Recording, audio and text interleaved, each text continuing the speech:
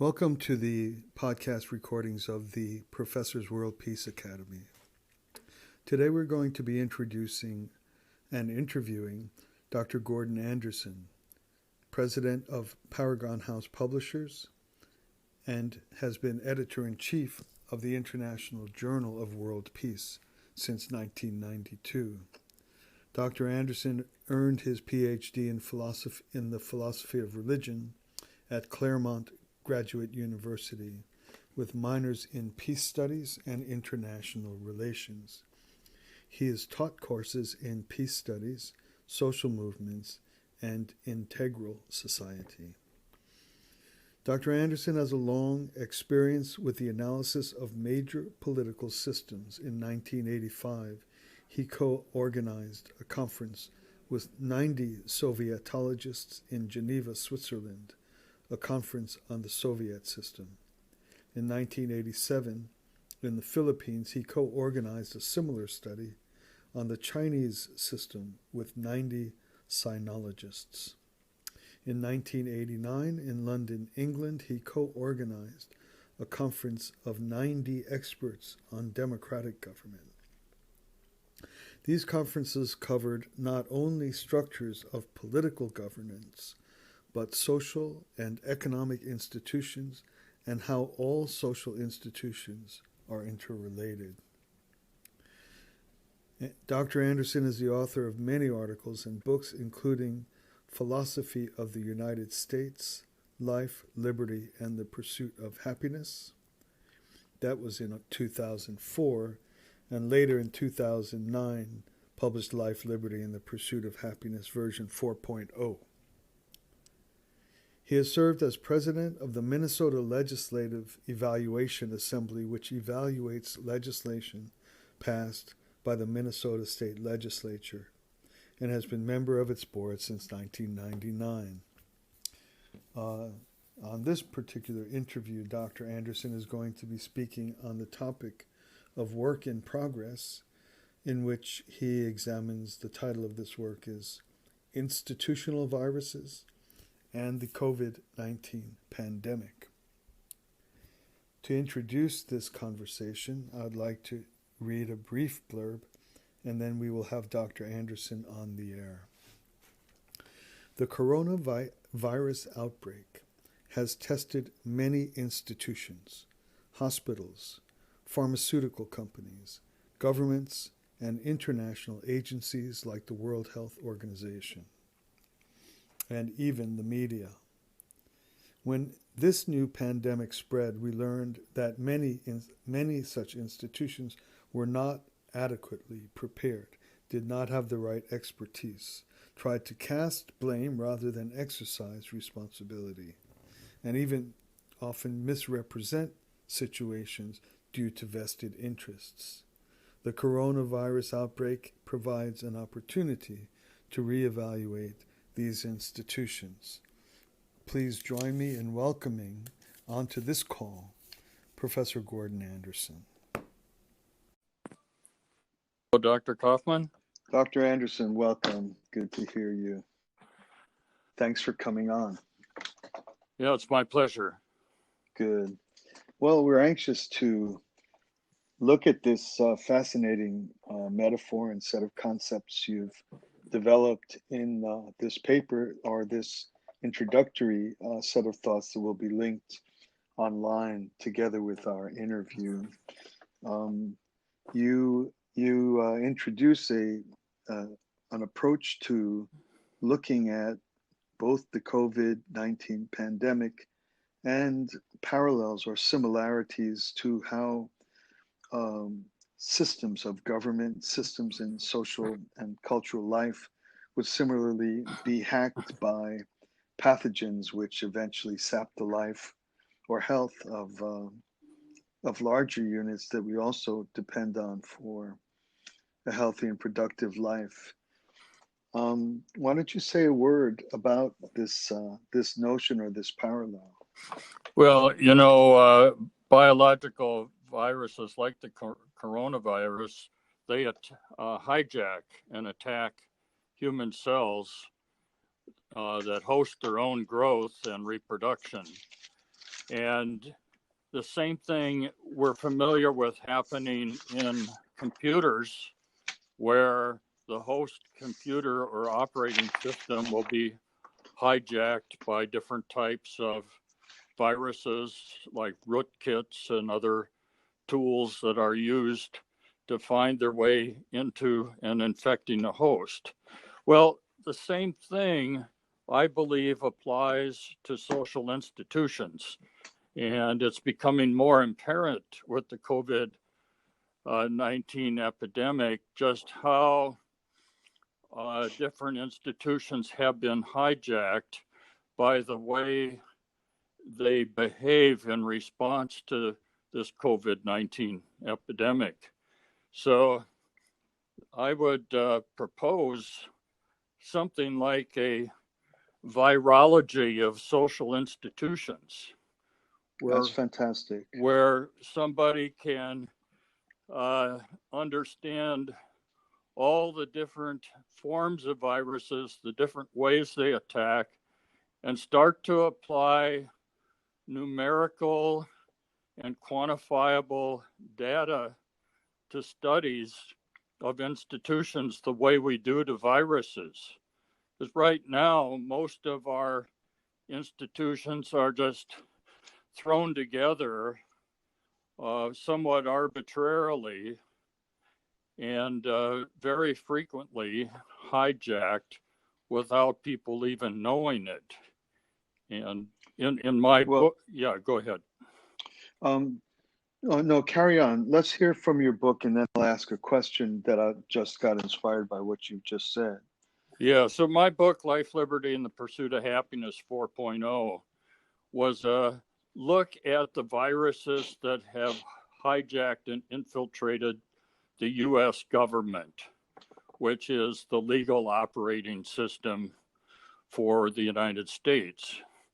And in that book, I made parallels between a computer operating system and the legal operating system, and set up the kind of framework for the term, using the term virus when you look at how the governments get hijacked by political parties or other things.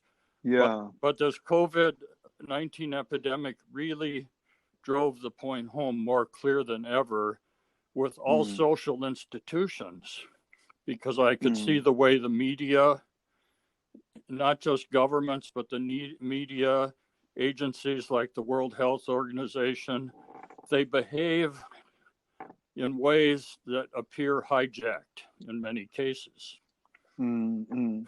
So you had already created a metaphor long ago. When was this book first published? This book 4. was published in 2009, Life, Liberty, and the Pursuit of Happiness, version 4.0. Version 4.0 means simply an adaptation. Almost, every operating system, as it evolves, it includes defenses against viruses. And I see the evolution of human government the same way, from ancient kings who just were larger than clansmen operating out of their own whims, until you had the social contract theory of government in Rome, which was version 2. And then our founding fathers, I consider to be having created version 3 with the American Constitution. Very good. I get that. I understand. So when you, in 2009, part of the conceptual framework by which you were introducing or calling for, or kind of examining the possibility of comparing an operating system from a computer to the government, which is a meta operating system for a nation, then you were examining the phenomenon of computer viruses. That's right. Yeah. And suddenly now the world finds itself in an utterly unprecedented reality in which a genuine virus, a biological virus, has closed down the entire world. And so suddenly there you are with already having set up a careful presentation of a parallel notion of viruses, operating systems, and we find this suddenly upon us. And what I'd like to ask or mention is we have. My question when you were speaking earlier is there are the elements or entities that are symbiotic or interrelated to make up a healthy individual. We have our respiratory system. We have our neurological system. There are various systems. Each have their own Right, function. their organs, yes. Yes, and each of these, they themselves have their own integrity, which must function uh, uh, properly, and they're also interrelated in a very specific and fine-tuned way, and those relationships must be exact as well. You're talking about two things. Yes, and that has to happen in governments as well. So just like you have all the organs in the body, uh, you have liver cells doing a liver cell function. They clean the blood. You have brain cells doing a brain function, which thinks. You can't ask a brain to do the liver function. Yes. And the problem is with power and economic incentives in our society, you're often asking a brain to do a liver function. You're asking the government to do something that's better done by an economic institution. But because people with power want to control that function, they often prevent it from operating properly to the harm of society. It would be like Right. taking out the liver. Understood. And so there's two points of vulnerability. There's the vulnerability of the organ itself, and there's the vulnerability in that the proper organization or interrelationships can be put out of balance or severed or the like, right? Yeah, yes. There's the You could have systemic a and sick the organ or an entirely sick organism. right. Okay. And so if we are trying to, if we're looking at this pandemic as an opportunity to extend out of, it's a curious thing. It's the health industry is working like mad, perhaps like we've never seen before, racing to try to get at the key elements of how this virus functions to rescue us. And so the in this way, the health industry itself can possibly be a a not a metaphor, but it can show us the necessary type of thinking that should similarly be applied to government and social That's systems. exactly the point, and that's why this term I just mentioned, virology of social systems, might be at least one way to look at social institutions with the kind of rigor that's currently being applied by the medical sciences to this virus. Perfect. This is an excellent point to bring forward. And then secondly, the pandemic itself is revealing the whatever degree or elements of dysfunction that's making world affairs or international relations vulnerable, or in domestic relations vulnerable. Yes. So the virus is doing two things. It's creating a community of people who are behaving in a way that others who are concerned with political science should behave in the exact same way. And it's also revealing systemic, interrelational, interdisciplinary, or interinstitutional uh, elements of vulnerabilities. So it's an interesting thing. It's two concurrent things that this virus has that brings us to, and it's far from over. It's an we're really in the middle of an opportunity based on what you're describing. Well, the problem with the social institutions has existed for a long time, and I would say that there hasn't been a serious study, as serious a study as has been done since the U.S. founders tried to create a system of checks and balances that kept money out of politics. Of course, we know that failed in retrospect. Today, money controls our politics through political parties.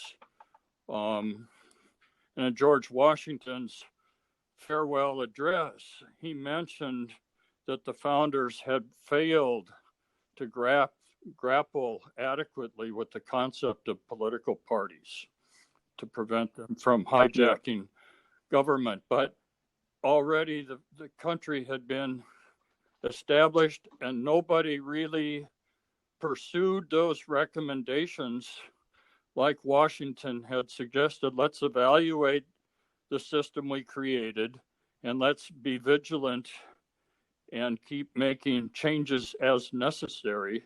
And in this language of viruses, it would be when a new virus emerges, we got to attack it right away, like software programmers do with antivirus software. Yes. So would you say that in a certain way, we've almost leapfrogged over 4.0 because this pandemic is global. It's the first. I think it's the first truly global pandemic. Like like they say at Noah's time, the entire Earth was flooded. If anything at all, a little area was flooded, but it was recorded as the entire Earth. And so there have been international or there have been big diseases, but we've never had a world in which something genuinely global can happen. Yes, we did have the global outbreak with the Spanish flu, which helped. Yes, but not with hundreds of thousands or millions of people flying everywhere all the time. We didn't have that global transportation system in place at the time where it spread almost and supply chains and links and commerce, and so it's global only because global preceded the advent of the arising of the virus. Yeah, but and so I was going to say, you said we skipped over 4.0, but I think you're there somehow implying that maybe the nation state wasn't important, because 4.0, as I was referring to it in my book, is the code for a nation state. The international code would be a whole different system, structural system, and a system of laws based on the function of what international government should be, which is not the same as what the function of a state government should be. Right. But you see, both are kind of happening now. That I believe that the virus is exposing the dysfunction or incompleteness, or like what failed to happen with the 4.0, and every nation is concentrating on itself. But behind the scenes, like if you hear presidential press briefings and stuff, there's a lot of international cooperation and conversations that are not in the public eye, and that would be I'm asking here, would be a nascent version of the global inquiry into this same type of matter that you're introducing. Yes, it needs to go on at all levels.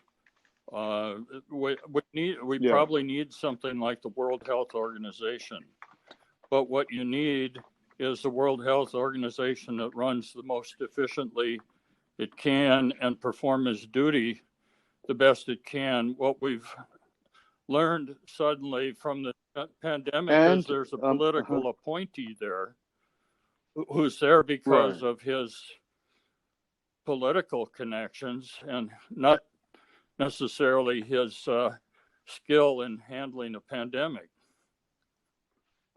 Right. And so it's a little bit like we need a WHO, but we need the proper virus protection software.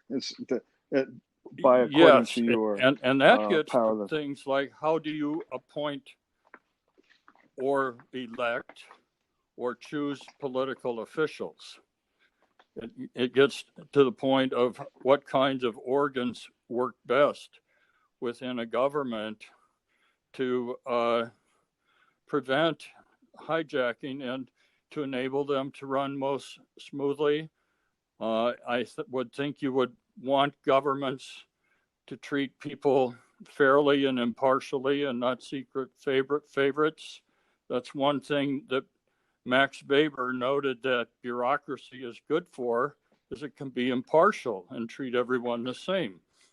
But there are also times when people needed to be treated as individuals, and community level activities do that much better.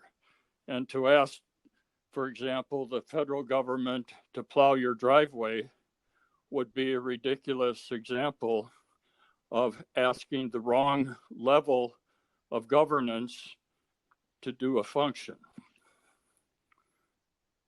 Yes. Well, I'm coming to the end. I want to introduce a matter that I know you could speak on for days, but a big part of what this kind of, how we've dubbed a kind of political level or state level virus protection software has a lot to do with checks and balances in your writing. Yes, separation of powers and checks and balances are very important so that no one person can or sub-institution or political party can run away with something. In 1932, Reinhold Niebuhr wrote this famous book, Moral Man and Immoral Society, in which he asked, why do individuals, Christians who are behaving good individually, end up in organizations like the US and Germany, both claiming God is on their side and fighting and killing one another and acting immorally? Why do institutions act immorally? And that gets often to the problem of making a particular institution into a, if you want to use the term false god, an ultimate, and trying to subvert others. So Niebuhr, when he started talking about organizations, he said, every organization needs a center for its own coherence within the organization, but then that very center that centers the one group causes conflict with the next group because the next group has a different focus. Correct, yes. I have zero expertise in this arena, but I'm wondering if well-written virus protection software actually does perform similarly to separation of powers or protecting different parts of your computer, separating them or building walls not only to the outside, but also building walls inside to protect the functioning of different elements. And checks and balances. I'd be very interested to know if virus protection has those elements in it. And then I'm wondering if,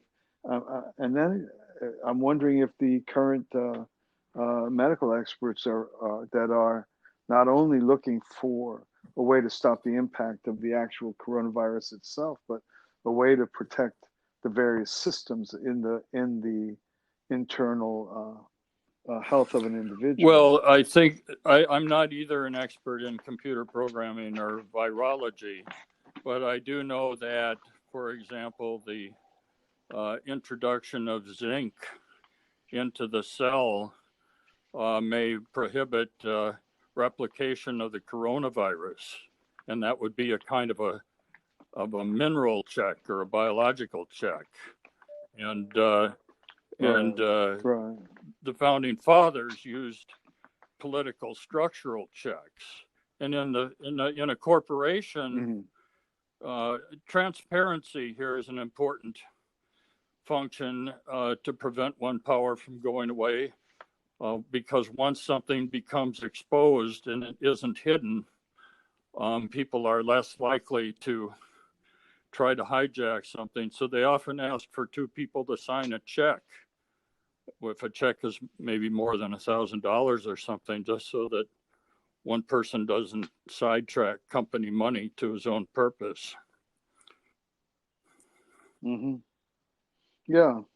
Well, listen, I want to close here. I think we've hit on something very important, very applicable. I hope someone or many among the listeners might run with this. Let's have that two-word term again, which I think is a Well, real I think if you keystone use to this. What we've think in terms of a virology of social systems, because that could lead Yes, that's to it.